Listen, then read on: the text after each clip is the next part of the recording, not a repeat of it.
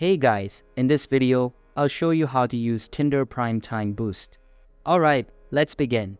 First of all, open the Tinder app on your mobile device and make sure it is updated to the latest version available.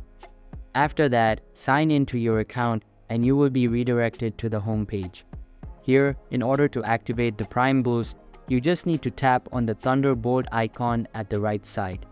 Once you click on it, a bunch of plans will be displayed. You can choose the one that suits your needs best.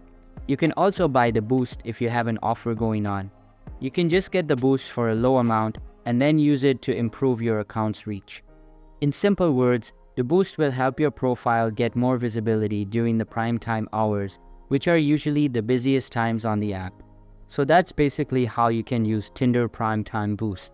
And that's it for this video. If you find this helpful, consider subscribing and giving this a big thumbs up. Thanks.